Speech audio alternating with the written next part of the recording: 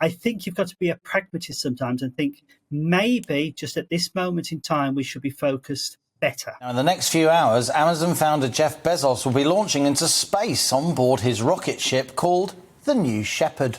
The billionaire will be accompanied by his brother Mark Bezos and Wally Funk, an 82-year-old pioneer of the space race, as well as an 18-year-old student. Space expert Andy Lound is with us now to speak about Jeff Bezos' flight. Andy, is this really the most worthwhile use of a billionaire's money? And where's your tie with Uranus on it? There you go. There it is. It's all there. It's all there. It's reassuring me there. Go on. Good. It's a good question. It's important because if somebody makes a load of money, they have a right to spend it as they see fit. Of course they do.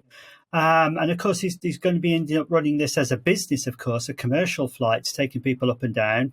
So you could simply say it's a commercial business. I mean, I am very much into space science, obviously, and flying into space and such like. Having said that, the situation we are on at the planet at the moment, the billions which are being spent on some of these projects could have been held off a little bit and diverted perhaps to doing some technology that we actually need for the planet itself directly. Although I do appreciate some of the spin-off technologies are useful. I mean, we see that we need to deal with climate change. We need to deal with the issues which are going on there for green tech and things like that.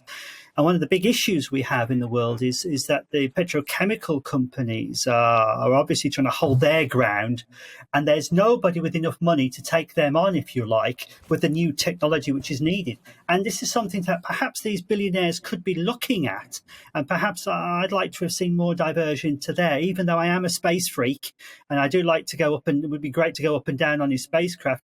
I think you've got to be a pragmatist sometimes and think maybe just at this moment in time we should be focused better. Just give us an idea of the sort of preparations that Jeff and the rest of the crew will have made in order to go into space. Do you need astronaut training? Well, it's not like the training you have for the ISS or the old space shuttle, and that's because you had 18 months, 2 years of training because you trained for a particular mission where you'd have specific jobs to do.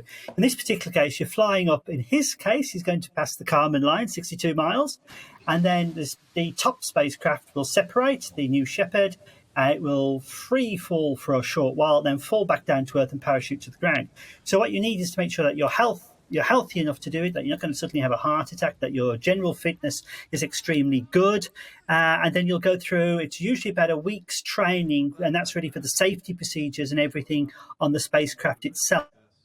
So I hate to say a glorified roller coaster, but it's to the level, it's much more serious than that. But the point is, you are really just doing the training for the flight and the emergency procedures to parachute away or whatever the emergency procedures he's got in. So it's not that much. But as long as you're healthy and fit, which these people are, of course, incredibly staggeringly fit, 82-year-old, then you should be able to make the flight.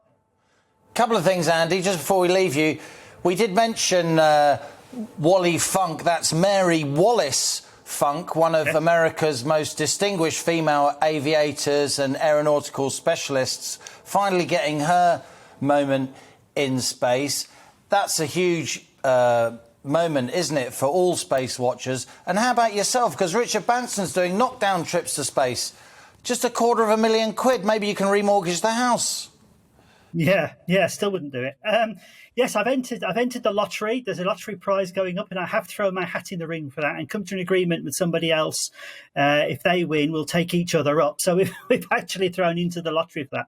I mean, to say you're going to get into space, you've just got to go for it if you could do it. I mean, if you've got that amount of money lying spare, and to be fair, the friends of Bezos and Branson are the type of people where £250,000, $250,000 is nothing. They can easily find that as loose change, so they can take it up. And would I if I could? Of course I would. I'd be a fool not to.